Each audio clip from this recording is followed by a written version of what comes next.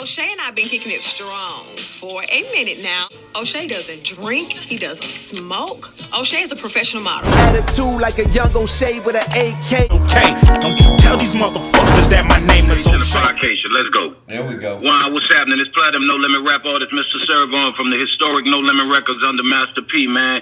Nation of Podcation, man. If you're not on the Nation of Podcation, you really with that hateration, man. So that's what it is, man. Y'all know what it is. Let's do it. Let's do it. Mr. ServOn, nice to have you on the channel, bro. First time. Let's dig in, bro. So, starting off, it's crazy to me how much talent came out of New Orleans back in the early 90s, late 80s, early 90s, mid 90s. Who did you grow up with, and how did you get started rapping and get involved with Master P?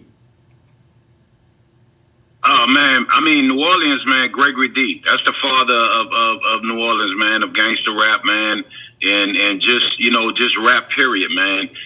Gregory D, which, definitely a close friend of mine, man. He was somebody I idolized. Devious D, who was really, really a big time dude in the New Orleans rap scene, man.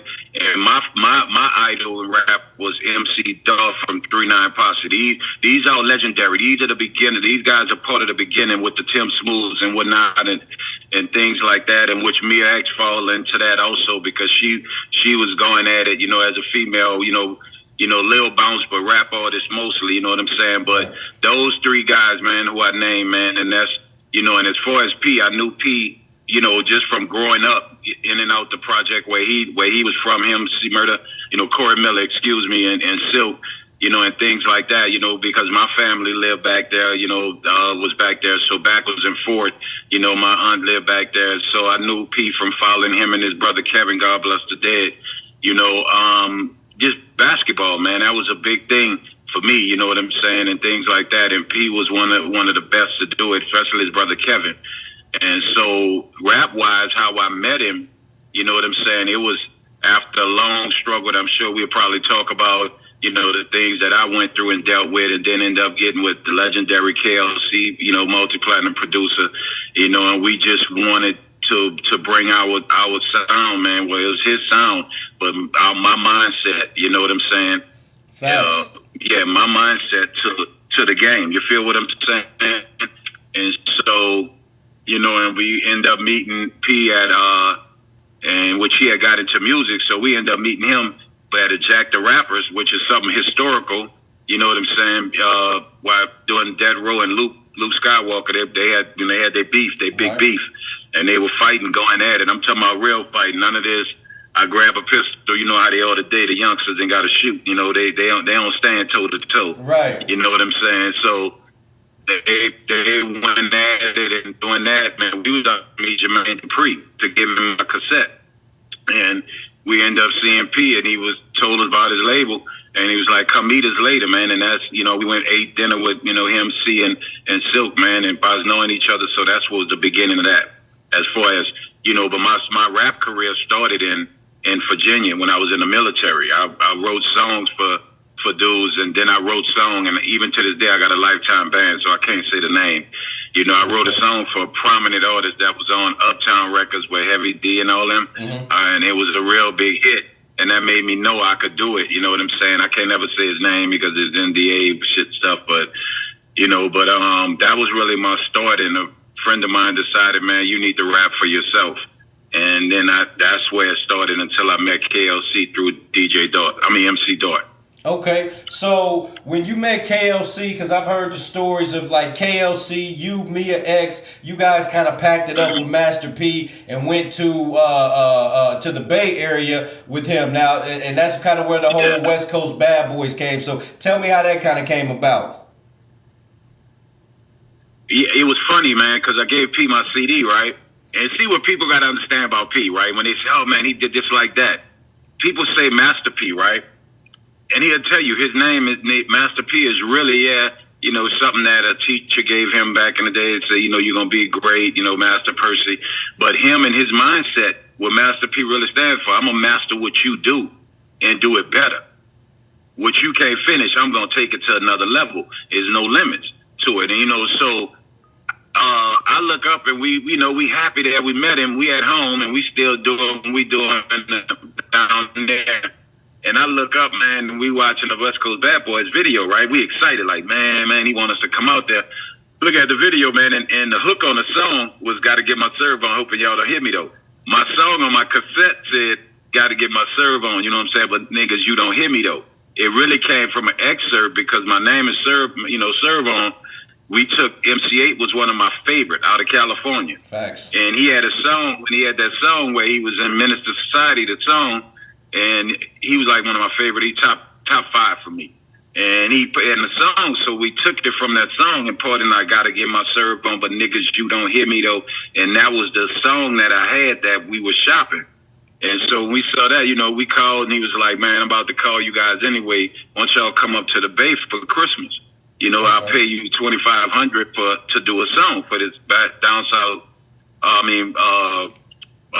West Coast Bad Boys? About it movie. Down South Hustle. No, Down South Hustle. Okay. Yeah, and then when we got up there, and $2,500. I mean, don't get me wrong. I was, you know, and I never brag on it because it's almost like a frown to me what I did in the past to survive. You know, so I had money in my pocket, a lot of money. You know what I'm saying? Right. But it was legal, and my mother used to be like, "Do something legal, then you can come around me." You know, things like that. And so he was gonna pay us $2,500 for a song in '91. You know what I'm saying? That's money. Yeah. You know, legally. And so we got up there, man, and he was so, what I loved about him, he's always been a leader. You know, we got up there, man, he had the No Limit Records jacket for us and our tanks. Nice. Right? Like, he knew we was going to stay. And so when we got up there, you know, he paid us to do songs for West Coast Bad Boys, 99 Ways to Die. He just started paying us to do work. And for me, P believed in me, but the person that stamped me and still might not remember to this day, P was letting him listen to West Coast Bad Boys 2, I think it was, and I had a verse on there called "Fuck a Dead Man" in a commercial, and he let E40 hear it, and E40 was like, "Which one of the, you know how 40 talk, which one of it is Playboy?" He was like, "Him." He said, "You need to put him out," and P looked different at me because I also was up there to play basketball. Because he was more pushing me to rap, but I wanted to play ball also. And so he was going to get me in school, which he did. And when A40 said that, I kind of saw, you know, because he respect 40, I saw him like putting me on more stuff. So 40 is a big reason, man, that even some focus came on to me. So that's how it was up there. It was me, Mia, KLC, and Moby, and we had a thing called Three Niggas in a Broad. That was gonna be we was gonna actually do an album, but that was our moniker up there, Three Niggas in a Broad. You know what I'm saying? And so, you know, that's where a lot of that started, man. Speaking of Mia X, she's one of the pioneers of female rap. A lot of people, when they put these top 5 of female rappers up, they exclude her from that list, or they don't give her the respect that I think she deserves. And I feel like, you know, she doesn't get that credit because she's one of the pioneers. I mean, she was doing it, like you were saying, in the early 90s, the late 80s, early 90s, you know, when females, it was hard as hell for them to get into the game. You know what I mean? So I think she don't get a lot of flowers and a lot of the credit that she deserves. You know what it is? It's that thing, man. New York, of course. And I always give this analogy, man. New York is the father. You know, the West Coast, that's the badass son. Always starting beef, always want, you know, get into stuff, right? The Midwest is the son that's quiet and cool. But if you bother him and disrespect him, you know, that's the worst thing you can ever do. Right. Right? The South is that younger son that just always thinking and always got to try to hustle his way through everything and work harder because the big brothers, the West and the Midwest, already on and already got things. And so I think even with female rap wise, even though you could put Mia right now, and I love some of the rappers I'm about to say, but they can't touch Mia. The only ones I feel could touch Mia probably was Baby a Latifah. Okay. You get what I'm saying? Yep. And the rest of them, all of the Kims, who I love, man, the Brats, I love them. You know what I'm saying? I mean, and Boss, who was out of Dallas, you know what I'm saying? I mean, and lyrically couldn't touch Mia. But Mia was a Southern artist. So she fell within that same, we up, but we were in, you know what I'm saying? Right. And y'all down south. You get what I'm saying? And so I think she fell within that because Mia was so strong, and she did bounce, but she was always a lyricist, a rapper, and she's so intelligent. But the thing is, man, it was a rule at No Limit, that a personal rule that I could talk about now. You did not want to go before Mia on the verse, because if you didn't handle your business, they gonna skip your part and go to her, because she gonna kill you. You didn't want to go after at all. I don't care who you was. You didn't want to go after, because when she dropped hers, it's over. I promise you, she stand next to 80% of the men that ever do this in the business. I will put her any day. I watch her walk around with tablets after tablets. She take it serious. When she coming there to work, if anybody was clowning, you stop. She didn't play that. She'd get on you. She really was a mother to us. And at the same time, she was raising us, making sure we was being men and keeping our mind right and being respectful to the women in our life. And she was being a mother. You know what I'm saying? But lyrically, I promise you, and it's not about the fact I love her with everything in me, I will put her up against anybody. Put a pen to the pad and sit in a room with her. I don't care who you are, all the way up to my favorites, who I consider the GOAT. Put in a room with them. And when they see her, whether it's Lil Wayne, who I consider one of the GOATs, Jay-Z, anybody that has been her, and I've seen her that's big, they stop and they bow, because they know what's up. It's just, she fell into that category, being in the South and being on a label, a No Limit, that we didn't deal with a lot of people. Right. We didn't deal with the industry.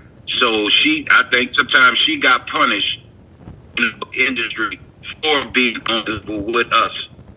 You get what I'm saying? Facts. Okay, so during the height of No Limit, you had you had a Southern classic with Life Insurance. That's one of the most memorable No Limit albums that they had out. So what was it like recording that album, and what was the energy around No Limit at that time?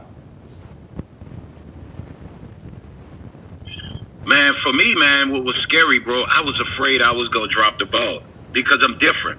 I learned to rap on the East Coast, you know, and so my dialect was South, but my style was more East Coast. And now you coming behind Bout It and all these albums and C album, and you know what I mean, and different albums that P put out, and it's like, and Mia and things like that. So it's like, you know, we wasn't settling for nothing below number 5 on Billboard.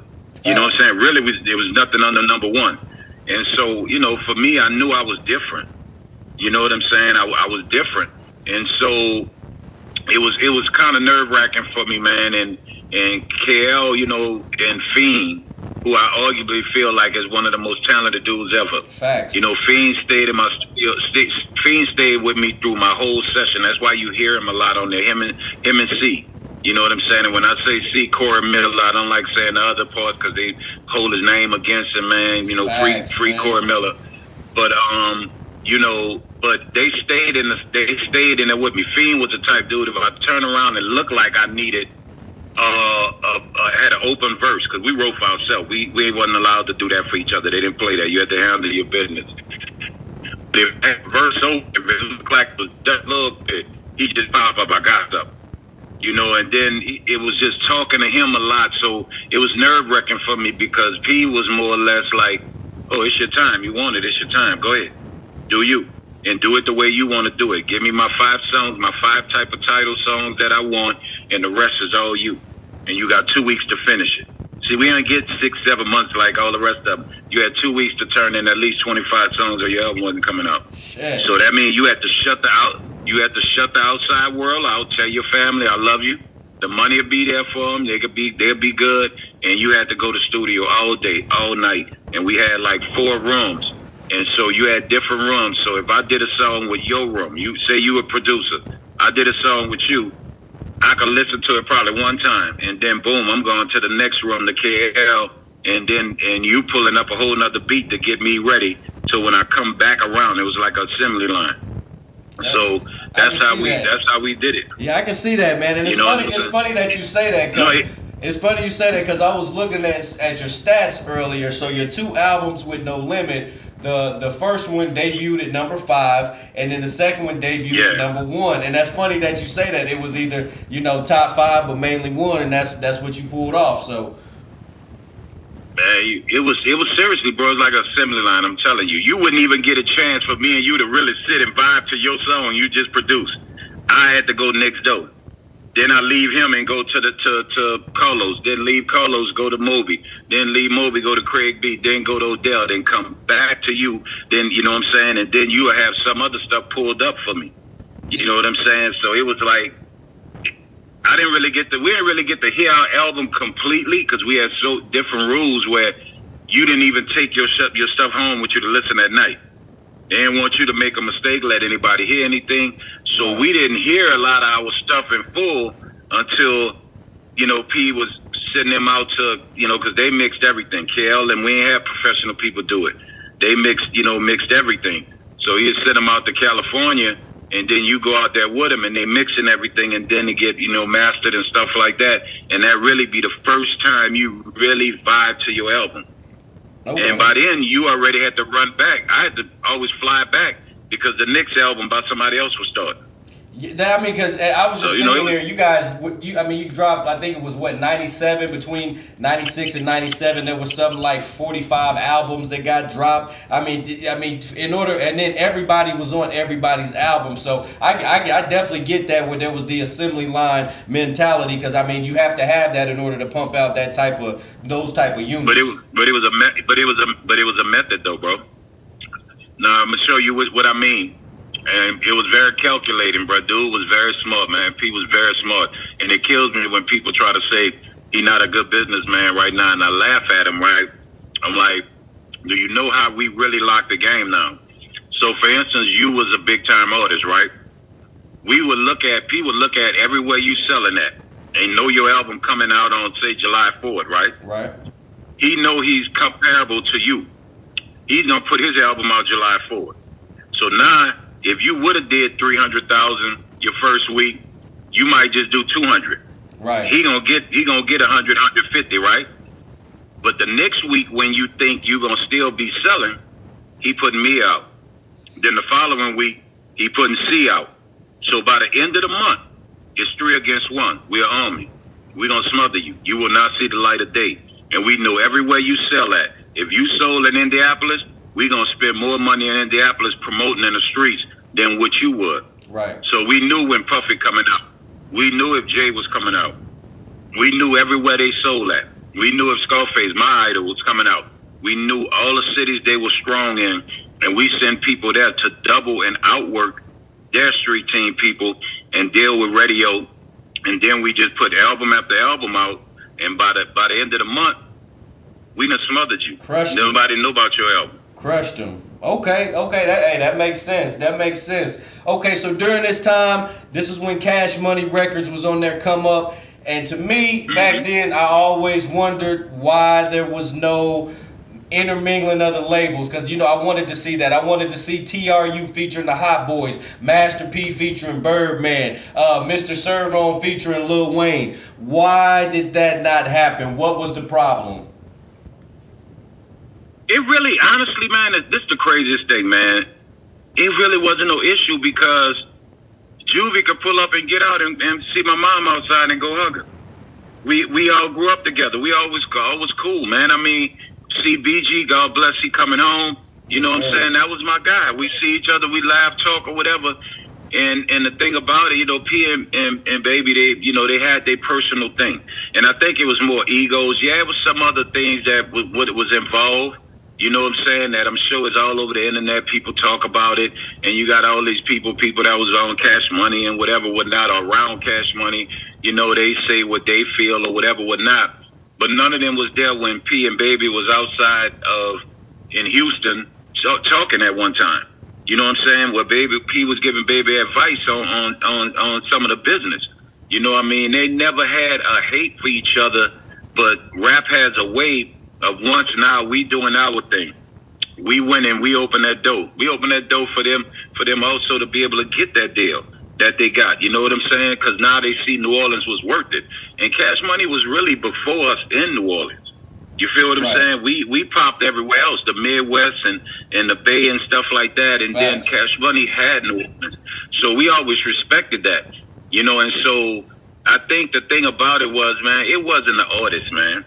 it was the dudes that hung around, the so-called, as they say, non-steppers and all that, and gangsters or whatever, whatnot. The ones, again, I always say that all they do is shoot guns. They can't stand toe-to-toe in the middle of the street, but that's just my opinion, how I think.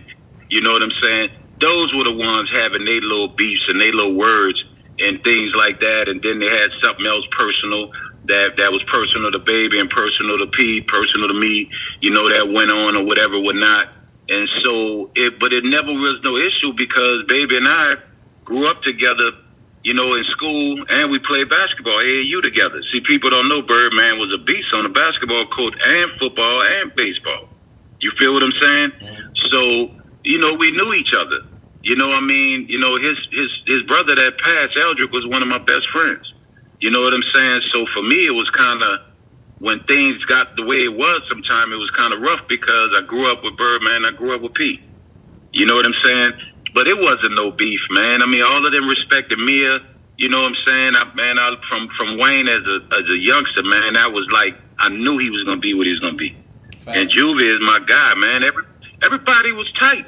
We just never, the egos of music, and then two guys that they things between them, it just never materialized. That's the rumor that everybody has. Like, literally what you said is what everybody says. They say, we was all cool. All the artists was cool. We don't know why. It was just the heads of the snakes, that just didn't get along. Yeah. I always say them two, they in their ivory towers, man. You know what I'm saying? And they looking across each other on the battlefield, just looking at each other. And we in the shadows, as artists, man, laughing, talking, we good.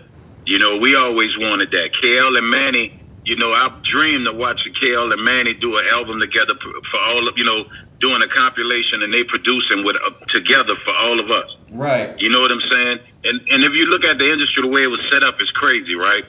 You have us. You got P. You got Birdman. You know what I'm saying? You got Mystical. You got Wayne. You know what I'm saying? You got Juvie. You got C. You see the balance? Yeah. Except they didn't have a female artist like we did, right? You got Manny and you got KL. And you could just go so on down, Fiend and BG. We had more, but if you look at it, everything was comparable. You know what I'm saying? And it was like the industry also did something too. They took a liking to Cash Money because Cash Money was more. They was stunners, and you can chill with them. They wasn't no cowards at all. They come from the city. They real ones. But they was more open. Whereas we was like, we show up, we don't talk, we handle our business, and we leave. Right. We ain't got no reason to be friends. And I think that rubbed the industry the wrong way because, when stuff popping, the industry won't jump and dick ride and all that other shit. We wasn't like that. You know what I'm saying? We saw you. If you was a rapper that we like, hey, man, how you doing, man? I appreciate you. I'm honored to meet you. But we wasn't a type you was going to see in parties. We ain't do after parties after our concerts. In our tours, we wasn't hanging at any type of events. If it was Source Awards, BET Awards, we didn't worry about all that. Right. You know what I'm saying? And I think the industry didn't like that, but Cash Money came along and it was like, it was acceptable and the music was good. So I think that was, and so it made even their transition easier. And then the also, industry wanted to thumb their nose at us. I don't think this gets talked about either because they almost were one of the first. They were almost like, I don't want to say it like because it sounds kind of corny, but they were kind of like a rap version of like a R&B group or something, or like a boy band. You know what I mean? Because they were young guys. They were all 20 years old, 21, young guys, kind of like a Backstreet Boys, but for niggas. You know what I'm saying? Like that's kind of how they kind of reminded me of. But but what they came with to me, because what I'm saying, they were, you might say the Backstreet Boys. I'm gonna say the Beatles because when they came, that's what I mean. But the Beatles, they were the boy band for their era. They stoned America. It was like this, and then they were fun. Us, we were serious. We were dark. You know what I'm saying? Right. In so many ways. We were that. They street, they real dudes. Now, I'm never take nothing from them. Ain't nothing over their soft, right? But they were when we hit the club, we thugging, but we got bottles, we got jewelry, we gonna roll, the dice game gonna pop. That was them. The fun came with the thugs, right? With them. Right. With us, it was more or less like soldiers in the building. Like you look over and there's 30 of us and we ain't saying nothing to nobody. Right. So the industry, which the rap industry, they needed them because it opened eyes just how important they were. We were important in our way because we taught everybody to say, be independent, like you independent. Get your own business, man. Don't work for nobody. Create your own thing. We were very important in that way, right? We expressed. He learned the movement from St. Charles, E40 Uncle, E40s, the Lil J's. Luke Skywalker, who doesn't get enough fucking credit. Facts. You know what I'm saying? Luke Skywalker. Trust me, all these songs you hear, Pound Town and all that, it wouldn't be available if it wasn't for Luke going to jail and fighting for it. Facts. You know what I'm saying? People don't really realize that. But we took the independent game where it was like the slave now is off the plantation. We want the plantation now. You know what I'm saying? If not, it's 100 of us coming, and we going to take it. And that's the Southern mentality. We wanted our 40 acres and a mule and then some. So we brought that mentality where even hustlers start getting their own business. Like, I'm proud to talk to you because you got your own thing. You ain't working for nobody else. I appreciate you that. You feel what I'm saying? But what they brought to the game was what is prevalent today. All the stuff, right? People should have looked through it. Think about this. Go buy you a Escalade right now. It's sitting on 30 inch, right? And the inside got wood grain, got the big old screen. That's the TV in the dash. Now do a Cash Money song. The Hummer sitting on 32s, wood grain, TVs in the dash. Facts. Think about how much money has been made off their style. They bought jewelry and diamonds back. They got people that dentists with the golds and the diamonds in people's mouth and all this other stuff. They brought that. They had Puffy wearing a white tee, bro. Puffy, the pretty ass dressing ass Puffy wearing a white tee, bro. With the chains. You get what I'm saying? With the chains. They brought so much of what you see today, which is branding and imaging and saying, look at me, look at my jewelry, I'm partying the best, I'm turning up, I'm bottles. And when you look at everything, go Rolls Royce. Before Cash Money, Rolls Royce sold maybe 3,000 in the United States. Think about how many they sell now. Hundreds of thousands. G5 Now everybody got planes. a Rolls now. Who started private planes, getting on private planes that really talked about it? Them. Candy-coated helicopters. They rapped about stuff that now everybody, even rich people, follow. Right. See, what people don't know, they'll never understand what Cash Money and No Limit was until maybe the world economy just fall and you look back on the good old days and see that we are the culture. You know what I'm saying? Rap is the culture of the world. If we say it, they say it. If we buy it, they buy it. If I'm talking about every rapper, if the world follows, if we dress it, Ciroc was boring. I knew about Ciroc, but Puffy said Ciroc and put Ciroc up, and it became $1 billion company. You feel what I'm saying? So Cash Money was the ones brought it back to, I'm gangster, because usually gangsters sit on the wall, and they're too gangster to have fun and smile, right? Right. Cash Money came into the game. It's like, man, I'm going to let you see my golds. I'm going to let you see this jewelry. I'm going to pop these bottles. Stuff that E40 them was doing, but nobody caught on. But Cash Money took it to another level. So I think both us and Cash Money was good for the game. It was good for lifestyles. Facts. Okay, so I'm going to ask you this. This guy's been real popular on the internet. He's actually a friend of my channel. I've interviewed him a couple times. I'm sure you heard of him. Terrence Gangsta Williams, the half-brother of Birdman and Slim. What do you know about Terrence Gangsta Williams, or about him getting out of jail? Any comments on that, or any stories that you have about with Gangsta Williams? I mean, honestly, I don't know him personally because he was more under me. The people in the project that, where the project where he came from, my guys from my day and age, where the KCs, the little Dietrichs, the Peanuts, man, Don and Daryl Peters, man, people on Willow Court, 6th Street Court, different people I knew. Fat Terry, a lot of them are no longer alive, but KC is still, that's baby brother. These are people I knew I ran with. Right. When I would be, going in and out the project, because I grew up like 4 blocks from the project. So I knew of him when I went away. You heard things. And more prevalent for me was that my cousin Randall, Slim, that they talk about, you know, that's my cousin, you know, was saying that he was responsible for, you know, his, you know, leaving this world. Right. Whereas, you know, that was straightened out and he said he didn't. So, you know, that's the gist of that, man. I don't, you know, I have no dealings with him, never had no dealings with him. And, you know, I mean, people that he talk about, like Killer Stone, which was my guy. That was a good friend of mine. You know, we was real cool. He was, you know, I met him when he was at the halfway house where I used to play basketball at. And I'd be like, hey, man, take the car, do what you do. And we got real close like that. That was my guy, a real one. But other than that, I knew of him. I knew of, you know, and I'm not going to call him gangster, you know, because I hope that his mind is on the path, you know what I'm saying? I knew of Terrence. I'm going to say it like that. Right. You know, and most of it was on a bad angle, but that's the life that, you know, the young man lived. I mean, he came up in that environment. But as far as him, you know, people, what they calling him right now with the snitching thing, you know, this is how I look at it, man. You know, and when it comes to him, he made a statement. He said, I made the rules and I'm wrong. I broke them. Right. I can respect him saying that. He said, I made the rules and in so many words, I broke them.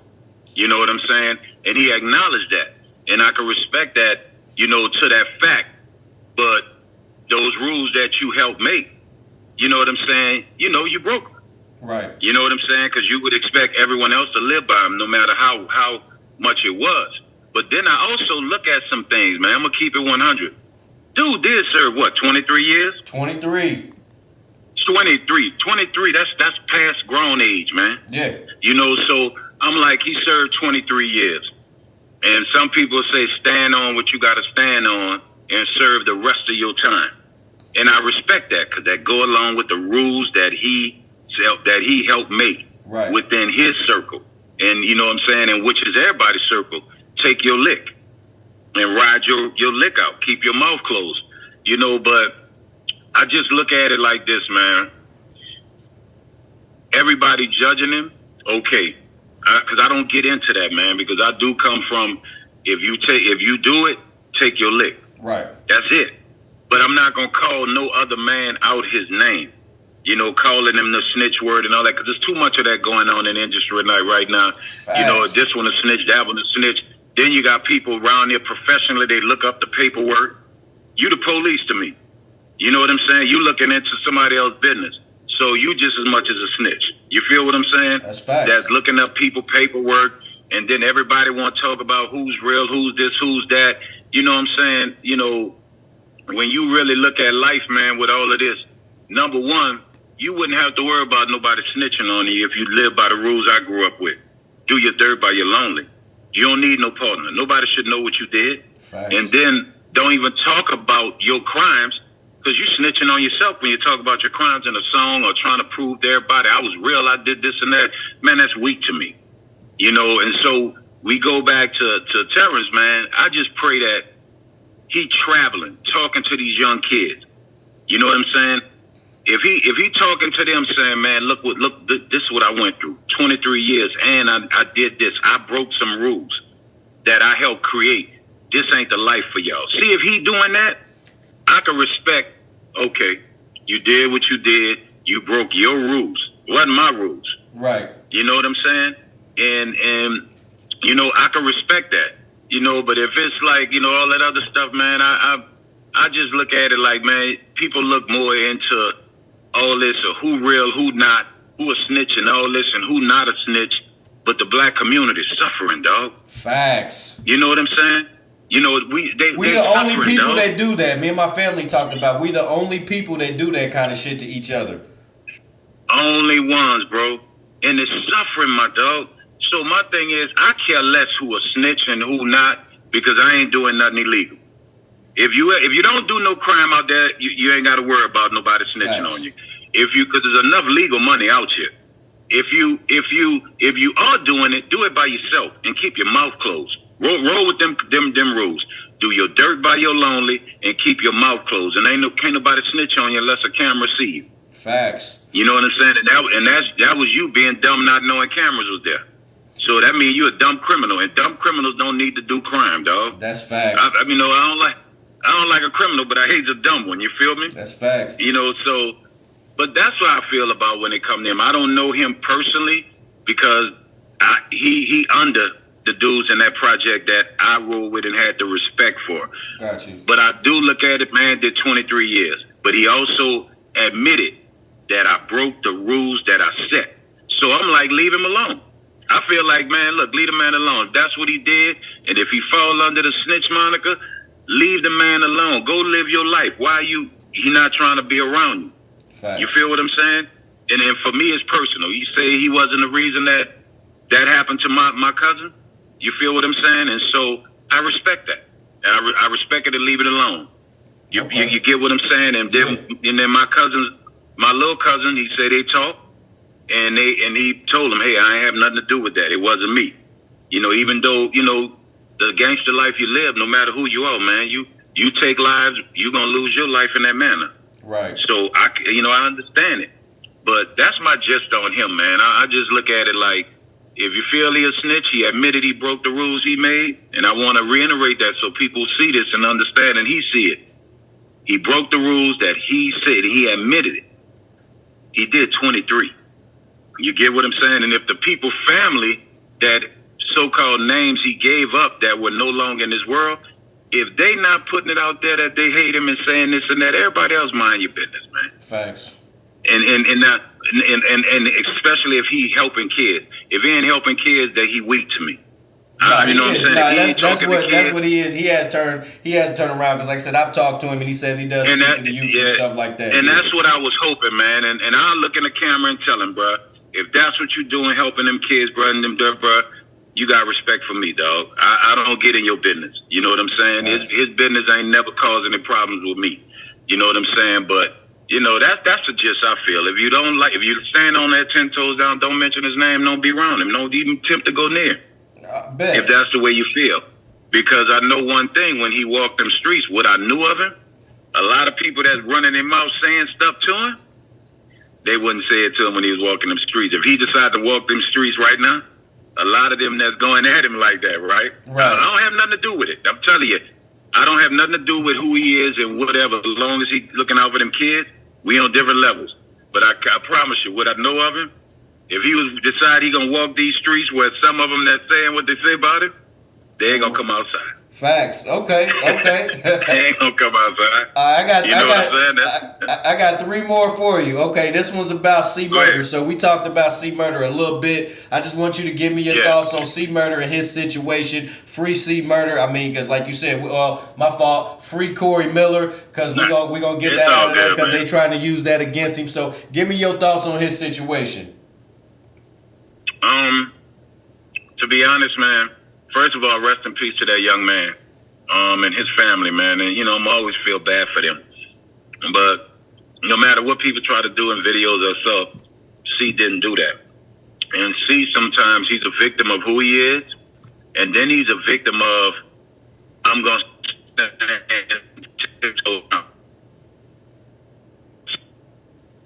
you know what I'm saying? And so, and I just think that he was being used as, we got a big fish. We got one. Yep. And when you come from such a racist judicial system, like New Orleans has, Jefferson, Kenner, you know, you don't have a chance. Mac was the same way. You know, and both were innocent, and C is innocent. But at the same time, he was that big fish.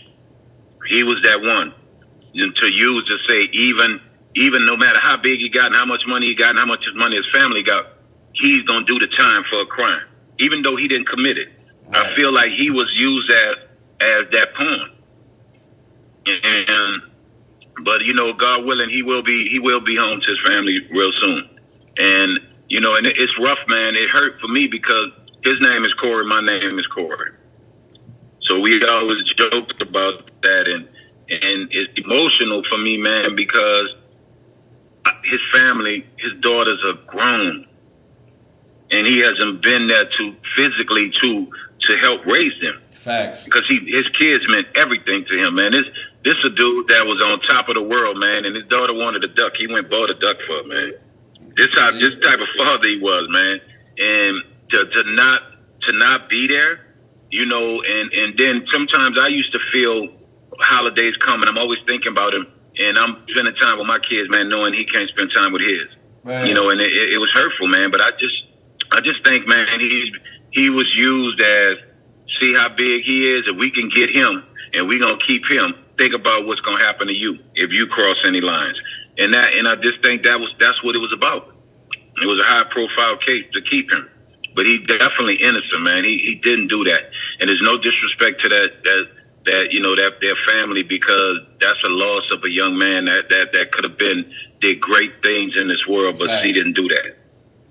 Facts. Okay, like I said, I got two more for you. Let's talk about let's talk about Soulja Slim. Soulja Slim, R.I.P. You know, he's one of those artists that, you know, his death kind of rocked your city. So yeah, let me know how you know how that hit you, and then about the beef that he supposedly had with Master P before he passed. Oh man, that hurt a lot, man. You know, people say, okay, he was in New Orleans as Tupac. He was Soulja Slim. There was Pac and there was Slim. You know what I'm saying? There's no disrespect to Pac. Of course, Pac is that's everything to me. That's number one, you know, of everything to me. But he was his own, you know what I'm saying? And he was everything New Orleans was. You know, he you know, the soldier thing, everything, man. You know, he was. See, people like to look at it. Oh, see, he was a thug. He was a gangster. Man, nah, he was Miss Linda's son. He was a good son. He was a good brother. You know, to his siblings. You know what I'm saying? To his sister, excuse me. You know, and he was good to, if he with you and you do something, right? And it's like you down bad for that. He gonna ride with you no matter if you down bad or not, but he gonna tell you about it later. You know, he wasn't always in the gangsters. You know, he wasn't always there. Everybody thinking he just was 24/7 thugging, shooting everything, doing this, acting crazy, running up on people. Man, that dude was in the studio. He was a good dude. He just had a heart that, you know, like Pac heart.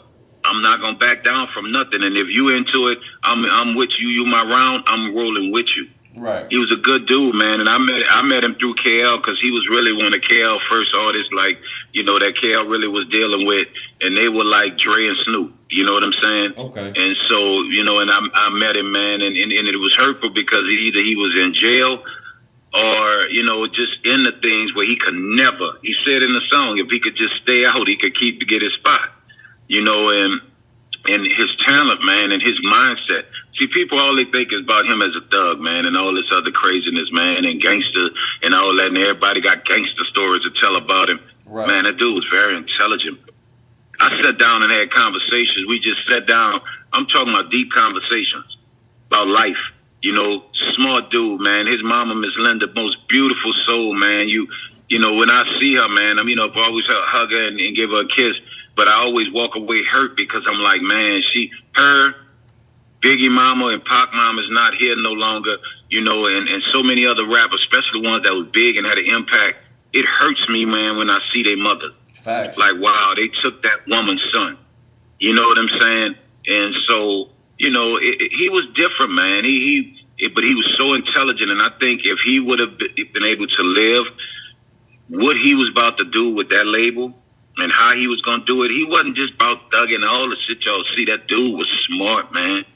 Funny as hell, but smart, very intelligent, man. I don't like when people talk about the drugs and all that, and he was on, man, I don't like that. You know what I'm saying? Because, okay, if you heard about it, yeah, in his song, he lived what he said in his songs, but he wasn't around here dipping off and nodding and out of it, laid around, clothes all tore up, never. Right. So I don't like when people do that, you know, and I wish a lot of them would have got to know him in the ways I got to know him, you know what I'm saying, and things like that. But, I mean, he was a real man. He was a man's man. And at the same time, he was a beautiful son, a beautiful brother, you know what I'm saying, you know, and he was down for he was one of them, dog, when people talk about, man, I'm down for my niggas, I'm down for this, that, and that, and that. Him, see, murder? You could do whatever wrong, bro, and be dead wrong. They're going to ride with you, no matter what. You know what I'm saying? And will give you their last. You feel what I'm saying? And that's what I wish some people talk about him, not just the gangster shit. Now the part with P, you know, I feel like it wasn't as much as people say. You know, as far as like, okay, Slim spoke his mind on his song, right? And P being P is not gonna say anything. He the type. P come from the old school where, you know, we'll holler when we see each other. Right. I'm not gonna talk this, that, and that, and that. And I think, you know, and he knew Slim was speaking his mind. I felt like about this, about money and whatever else they beef was. You know what I'm saying? But, you know, in my heart, man, I just kind of, just hearing all of that, I don't even like hearing, not from you, I'm saying the stuff that I hear, like, you know, what could have been or who did what and this, that, and that, and that, man. Right. I don't even want to imagine it, you know, because I just don't see, because when it all boiled down, bro, them two, man, I'm going to tell you like this, man. They were two people where P liked it. P liked who he was, you know what I'm saying? And P was a businessman, but P still had that project in him. Like, I like that type of shit. I like how he is, and let him be him. Right. You know what I'm saying? And you know, and I just think that it was almost to me like a little brother and a big brother just having their little issues. Okay. And I wasn't around. I was gone away from No Limit by then. You know what I'm saying? And you know, but you know, they beef. I don't even think it was beef to me. It was just Slim speaking his mind. Okay. You know what I'm saying? And things like that or whatever were not on songs or whatever, and how he felt and what he felt, maybe, you know, business wise or whatever were not. And I think that's what it was to me. I don't look at it as, oh, they had beef. You know, I know what beef in New Orleans look like. Facts. You know what I'm saying? So. Okay. All right. Well, that's it. That's all I got for you, bro. So if you just want to wrap it up, that's it. Any final comments? Anything you want to say? Yeah, man. First of all, man, I told you I love what you do, man. You know what I'm saying? I know you're gonna put some crazy titles on my clips, but don't give me in the middle nothing, man. I got you. Know what I'm saying? But I love you, bro, because your titles, bro, you know about marketing, bro. I like it, bro. You know, but I want to tell you, man, you keep pushing and keep doing what you're doing, man. You know what I'm saying? Facts. I want you to keep doing it, man, and make sure you promise me that you're gonna find some young dude, because you rising. You rising, you're going to get bigger and bigger. You find some young dude and give him a spin-off of your show to bring up the next one. Get somebody out the hood that need a chance and teach them what you're doing. Or somebody from college or whatever, a youngster or whatever, and you make sure that you pass it on and make sure they got a show just like yours. Facts. You feel what I'm saying? Yes, sir. And teach them. So you do me that's what I want to leave you with, that you pass that on, even as you rising, because you're getting bigger. People rock with you. I fuck with you, a lot of people. So you're going to keep getting bigger and bigger. But promise me you going to get some young dude and say, okay, man, I want you to do the spin-off, but, you know, Nation of Podcast. You feel what I'm saying? Yep. Yeah, I got you. I give you my word on that. I give you my word. I don't care if it's a little dude or a female, but a female or a dude or whatever would not. Somebody young that's trouble, that's getting in a little trouble, and they just need that guidance. Get them there, show a spinoff. You know, man, no matter stuff that you can't do, that you don't have too much time to talk about and put together, get them a spinoff for yours. Got you. I got you. You got my word on that. You got my word on that. And everybody else out there, man, please, God bless. You know, take care of yourself, man. Health is wealth, man. And definitely, man, you know, don't ever let nobody tell y'all out there y'all can't do nothing, man. I believe in, man, everybody, never be afraid to be great. It's your right and it's your destiny. You know, and you can get there, and don't let all these rappers, man, that's living in nice houses and got nice cars tell y'all about keep it gangster in the hood. You know what I'm saying? They ain't keeping it gangster, man. They living a good life. Facts. I want y'all to come up, man. I want y'all to be better. You know what I'm saying? Think about y'all. Understand what you're really used for. Make money for it, make you up out the hood and take care of things and get your family straight, man, and learn to love each other out there, man. You know what I'm saying? Ain't nothing gangster about killing each other, man. Ain't nothing about gangster about pulling a pistol on each other. You know what's gangster is when you can tell your brother next to you know what, I ain't mad at you no more. Let's get together and make it right. Facts. You know what I'm saying? Because we got other people that want to see us dead, all of us. So, you know, I just pray y'all get it right, man, and God bless everybody. Y'all can find me on The Real Mr. ServOn all the way through YouTube, Instagram. And y'all, man, y'all support this young brother right now, man. He needs to be bigger than everybody. You know what I'm saying? So Appreciate y'all that. support him, man. God bless, man. Yes, sir. I appreciate your time today, sir. Definitely, definitely.